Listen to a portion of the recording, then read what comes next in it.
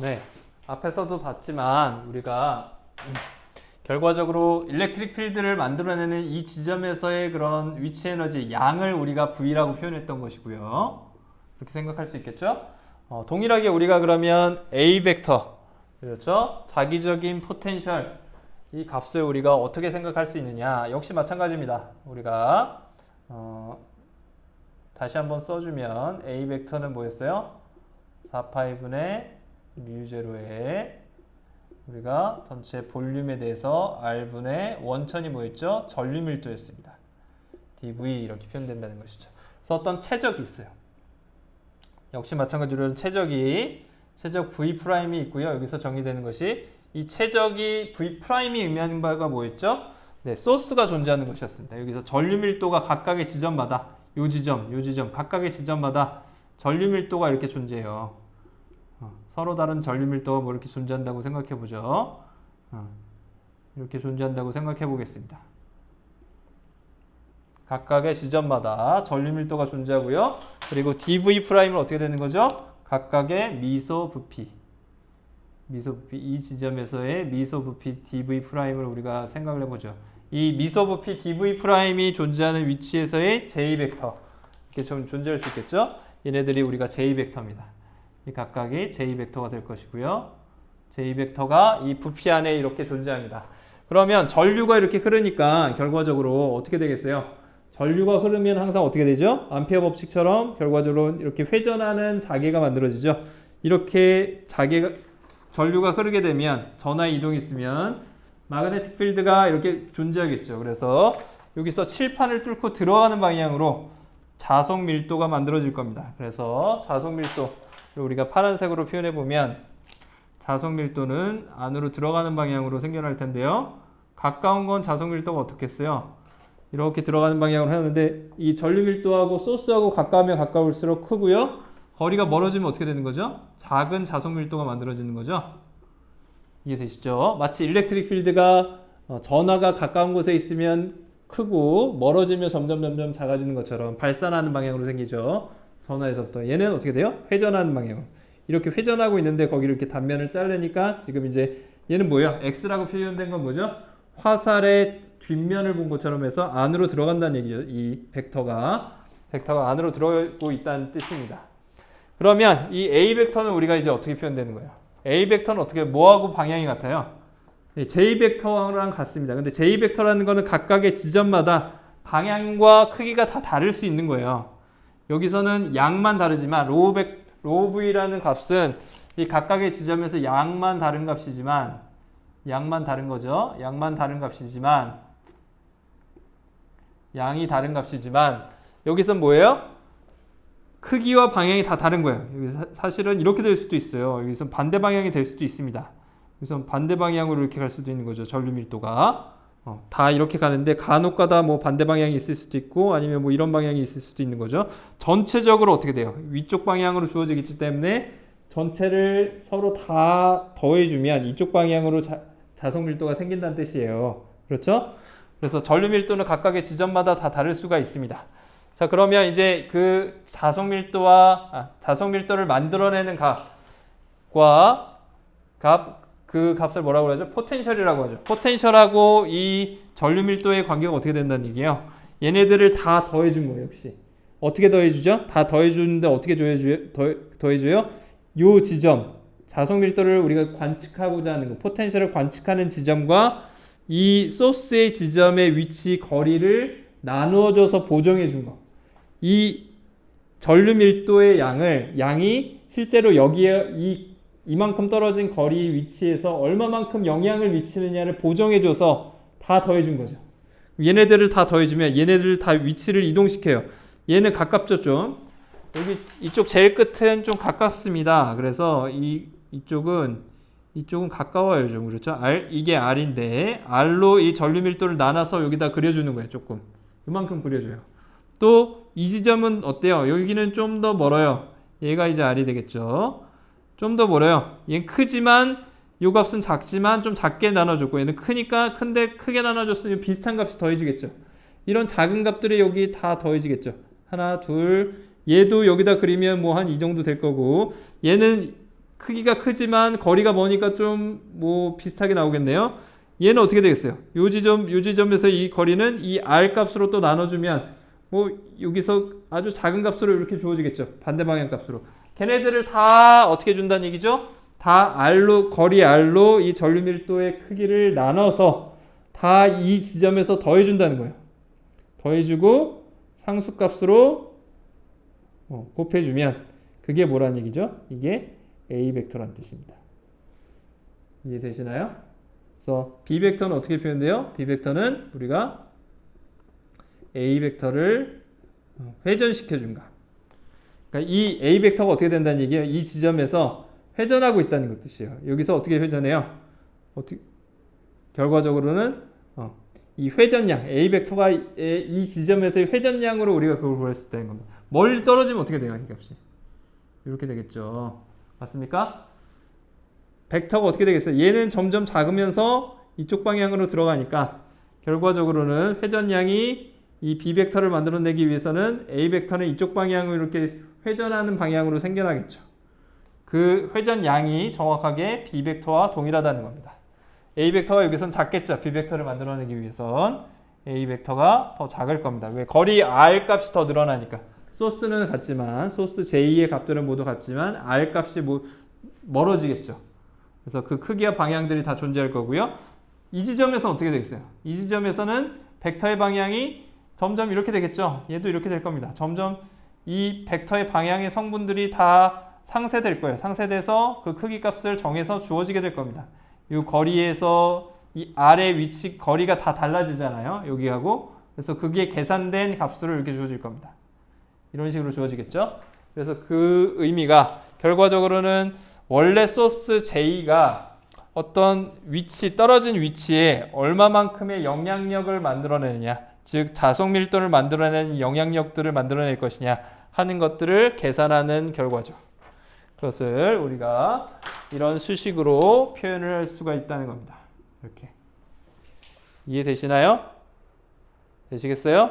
네. 그래서 각각의 지점에서의 요 거리들로 나눠서 전류 밀도의 특성들을 우리가 좀 더 한 지점에서 떨어진 지점에서 계산을 할 수가 있다는 겁니다. 그렇게 되면 우리가 그거를 우리가 뭐라고 하냐면 자기적인 포텐셜 그 값이 어떻게 주어지죠? 벡터로 표현되니까 일렉트릭 필드의 포텐셜과는 다르죠. 그거는 우리가 스칼라 값으로 표현됐는데 벡터로 표현이 되죠. 그래서 우리가 자석 밀도를 컬로 구할 수가 있게 되고요. 그 결과들에 그래서 이렇게 우리가 표현이 된다라는 것을 이해를 하시면 좋을 것 같습니다.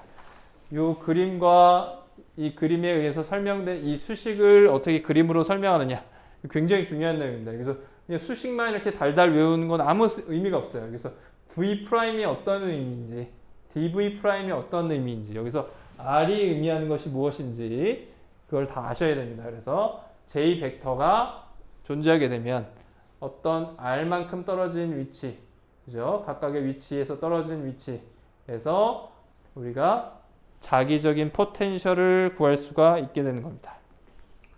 여기까지 되셨나요? 네, 좋습니다. 그러면 지금 우리가 그래서 마그네틱 플럭스 덴시티를 어떻게 구할 수가 있게 되는 거죠? 마그네틱 플럭스 덴시티는 우리가 이렇게 자기 포텐셜을 구하고 나서 우리가 컬을 취해서 그 위치에서의 자기 마그네틱 플럭스 덴시티를 결과적으로 구할 수가 있게 될 겁니다. 그러면 우리가 마그네틱 플럭스 덴시티를 조금 더 잘 이해하기 위해서 또 다시 한번 마그네틱 플럭스 밀도가 들어가지 않은 마그네틱 플럭스를 다시 한번 정의를 해보겠습니다. 플럭스 얘를 우리가 자석이라고 할 수 있을 거고요. 마그네틱 플럭스 선속이 뭐냐? 선속이라는 것은 다발이라는 뜻이에요. 다발. 그 벡터의 다발이라는 뜻이라고 생각하면 되고요. 그건 어떻게 정의되냐면 우리가 면적분해 주면 됩니다. 자석 밀도를 면적분을 해주면 됩니다. 그래서 이 S, ds는 결국에는 얘는 그 열린 면이 되겠죠. 즉 어떤 우리가 이런 면을 생각하면 될 겁니다. 좀 더 크게 그리기 위해서 이쪽에 그리면 이렇게 돼 있고요. 우리가 자석 밀도가 여기를 지나간다라고 하면 자석 밀도가 이 통과하는 지점들을 이 면들을 통과하는 자석 밀도가 존재한다고 하면 그러면 그거에 둘러싼 선이 있을 거고요. 그거의 이 면을 우리가 면 S라고 한다는 얘기죠. 면 S고요. 그거의 미소면 벡터를 우리가 ds 벡터라고 할 수 있겠죠. 미소면 벡터를 여기서 한 미소면 벡터를 방향이 뭐 ds 방향이 이렇게 주어지겠죠. 이 면의 수직인 방향, 면이 이렇게 있으면 이게 s면이다 하면 이쪽 방향으로 ds 벡터가 정의가 되겠죠. 수직인 방향으로 미소면 벡터, 얘를 우리가 ds 벡터라고 할 수 있을 것이고요. 네, 이렇게 주어진다는 겁니다. 그래서 자속 밀도를 어떤 열린 면에 대해서 우리가 그거의 수직인 방향으로 나가는 자속 밀도의 총량을 우리가 순수하게 다 더해준 걸 뭐라고 해요? 그거를 그 면에 대한 우리가 자속이다. 이렇게 표현해 줍니다. 자속은 당연히 뭐가 될 거예요? 벡터와 벡터의 내적을 다 더해준 거니까 뭐가 되겠어요? 예, 스칼라 값으로 주어지겠죠. 스칼라 자속이라고 얘기를 합니다. 이 결과값은 스칼라 값이 주어질 거고요. 항상 우리가 면이 존재하게 되면 그 둘레에 뭐가 만들어지죠?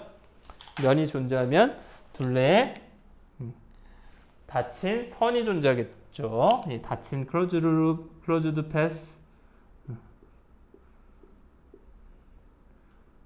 closed loop이 존재합니다. 그래서 그걸 우리가 C라고 존재한다고 생각해 보죠.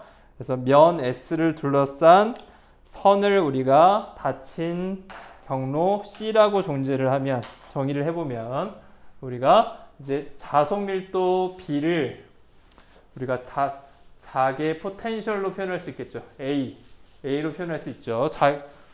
자속 밀도 B와 자기 포텐셜은 어떤 관계였죠? 네, 컬의 관계였죠.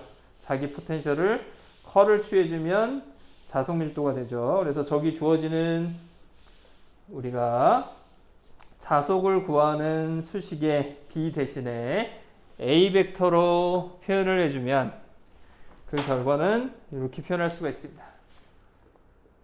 스칼라 자속 이 값은 우리가 면 S에 대해서 B 대신에 우리가 컬로 표현이 가능하다고 했죠. 그렇게 우리가 정의를 한 거죠. 자기 포텐셜이라는 것 자체를. 그거를 우리가 컬한 결과를 우리가 면적분해 줬어요. 어디서 많이 봤죠? 네. 컬, 회전량들을 어떤 임의 벡터의 회전량들을 우리가 면적분해 주면 그 결과는 뭐랑 같다 그랬죠? 각각의 이 면, 이 S라는 면이 있다고 하면 여기서 이 위에 각각의 지점마다 A 벡터가 존재하는데 그 A 벡터의 회전값이 이렇게 주어지겠죠? 회전값들을 다 이 면 위에서 다 더하면 뭐만 남아요? 결국엔 뭐만 남는다 그랬죠? 겉 둘러싸인 선을 도는 A 벡터의 선적분값만 존재한다. 네, 스토크스 정리죠. 그래서 이 결과값은 어떻게 우리가 구할 수가 있냐면 스토크스 시어럼에 의해서 닫힌 선에 의해서 A 벡터의 선적분을 해준 결과와 동일하다는 거예요. 그래서 우리가 자속을 우리가 자기 포텐셜로 표현을 해주면 이 주변을 도는 뭐 이렇게 B 벡터가 있으면 여기서 각각의 지점마다 정의되는 A 벡터의 순수하게 여기서의 DL 방향, 그렇죠? 요 작은 선 벡터를 DL 미소 길이 벡터를 DL 벡터라고 하면 이 A 벡터들을 DL 벡터, 이 C, 이 방향으로 순수하게 다 더한 결과값. 그걸 다 더한 결과값이 뭐가 된다는 거예요? A 벡터를 요 S면을 지나는 자속은 뭐랑 똑같냐면 A 벡터를 그 닫힌 선으로 다 선적분해 준 것과 같다는 거예요. 재밌죠? 그래서 이 결과를 다시 한번 표현해 주면 자속의 단위는 우리가 웨버를 쓰고요. 그래서 이 결과를 말로 표현해 주면 마그네틱 플럭스라는 건 마그네틱 포텐셜 A 벡터를 패곡선 C에 대해서 선적분해주면 선적분하면 뭐죠? 그 패곡선 내부를 지나는 그 패곡선으로 둘러싸인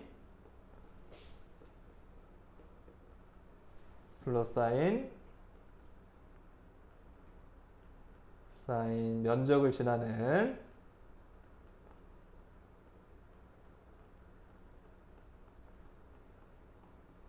총 마그네틱 플럭스와 같게 되는 거죠.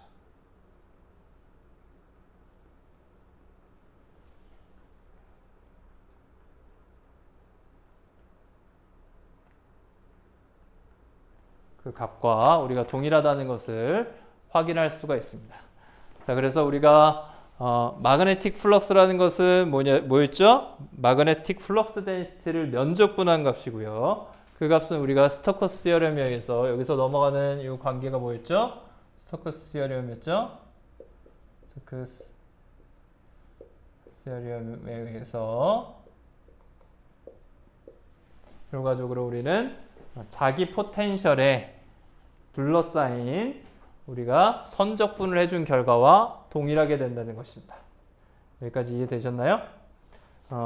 지금까지 우리가 오늘 배운 내용은 4-3절에 나오는 마그네틱 플럭스에 대해서 마그네틱 플럭스 데인시티를 만들어내는 실제로 그 위치에서의 전류 밀도가 그러니까 전류 밀도가 여기 있으면 여기 자개가 만들어지죠. 그 자개를 만들어내는 포텐셜이 위치마다 달라질 겁니다.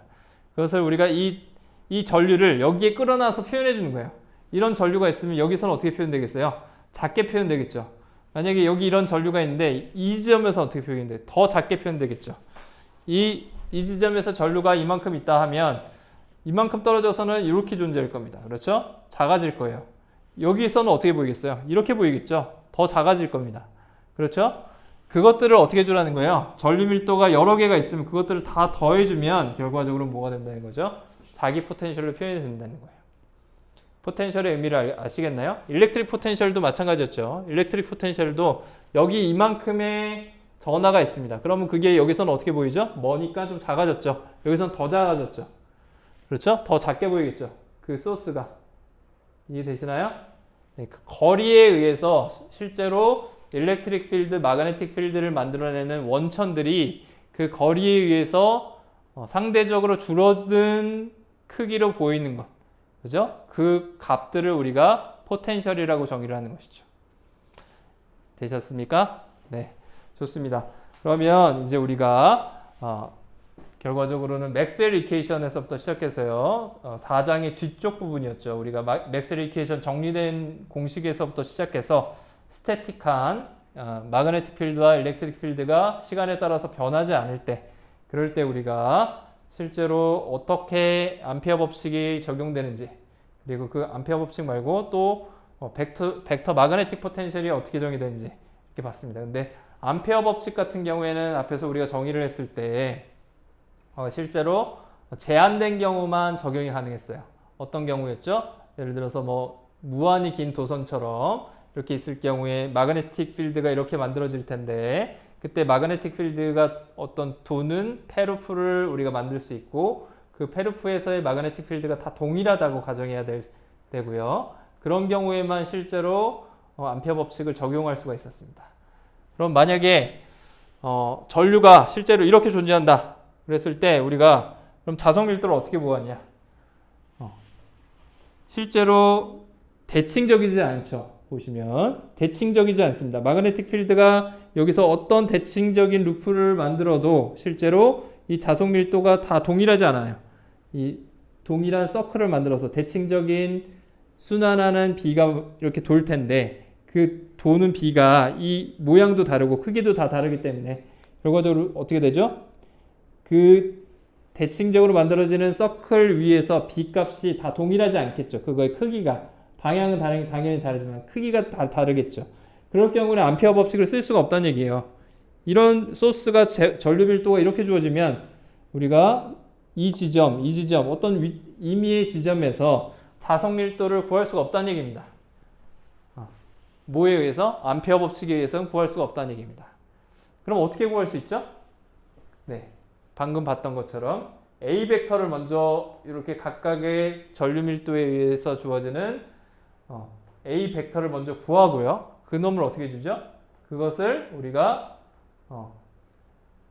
회전량을 취해서 그래서 구할 수가 있다는 겁니다. 이해되시죠? 이렇게 두 단계에 의해서 이 각각의 위치에 대칭적이지 않은 전류들을 가졌을 때, 그랬을 때 우리가 뭘 구할 수 있어요? 자석 밀도를 그렇게 두 단계를 거쳐서 자기의 위치 에너지를 먼저 각 그 지점에서 구하고자 하는 지점에서 구하고 그것의 컬을 구해서 구하는 방법이 있습니다.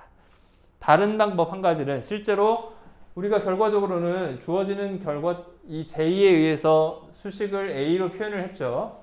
그러면 이 A 수식을 임의로 표현해 준 거죠. J 벡터의 어떤 임의의 J 벡터에 의해서 이렇게 주어지는 임의의 공식을 구한 거죠. 임의로 주어졌을 때 공식을 구해 준 거죠. 그럼 이 공식에다가 바로 뭘 취해 주면 되겠어요?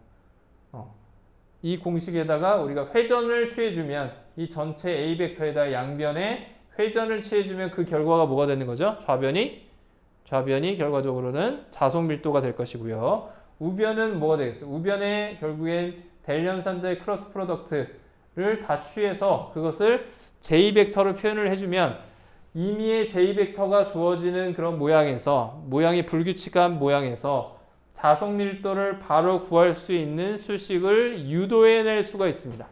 이 관계에서부터 무슨 얘기인지 이해되시나요? 네, 그것을 우리가 비오사바트 법칙이라고 합니다. 비오사바트 법칙은 사실 우리 4장 앞에 쪽에 4장 1절에 나오는 내용입니다. 4장 1절 책에 나오는 내용이고요. 순서를 좀 거꾸로 했습니다. 우리가 거꾸로 맥스웰 이퀘이션에서부터 거꾸로 암페어 법칙 쉬운 것부터 먼저 보고요. 사실은 비오사바트 법칙이 더 어렵죠. 좀 더 일반적이고 더 어려운 케이스에 적용할 수 있게 됩니다. 그래서 하지만 그 결과는 결국에는 어디서 나오는 거예요? 중요합니다. 어디서 나오냐가 중요해요. 맥스웰 이퀘이션의 암페어 법칙에서 결국엔 다 나오게 된다는 것을 여러분들이 이해를 하셔야 됩니다. 그래서 우리가 그 내용들을 지금 거꾸로 봤고요. 우리가 다음 시간에는 비오사바트 법칙들을 살펴보도록 하겠습니다. 그래서 비오사바트 법칙이 어떻게 유도되는지 여러분들 미리 한번 4장 1절 내용들을 볼 텐데요. 4장 1절 내용에는 실제로 비오사바트 법칙을 유도하는 과정들이 많이 나와 있지는 않아요.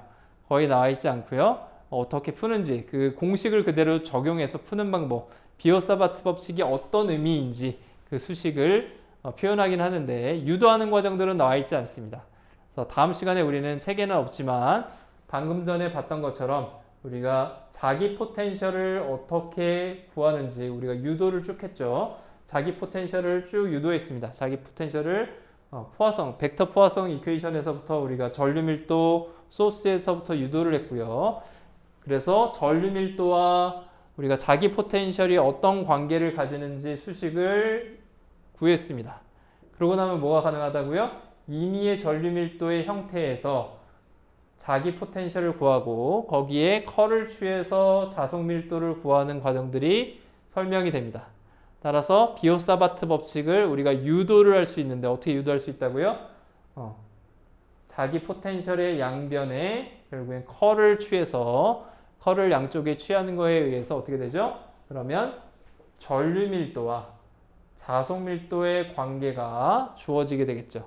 그러면 여러분들 책을 보시면 책에서 주어지는 비오사바트 법칙, 전류 밀도, 즉 전류, 임의의 전류가 주어졌을 때 그래서 거리와 그 전류의 경로에 따라서 어떻게 자석 밀도가 정의가 되는가 하는 것들을 우리가 정의를 할 수가 있게 됩니다.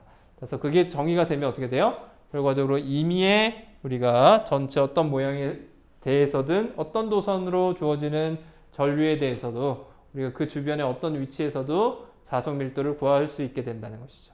그래서 암페어 법칙보다 좀 더 일반적인 경우에 문제들을 풀 수 있게 될 것입니다.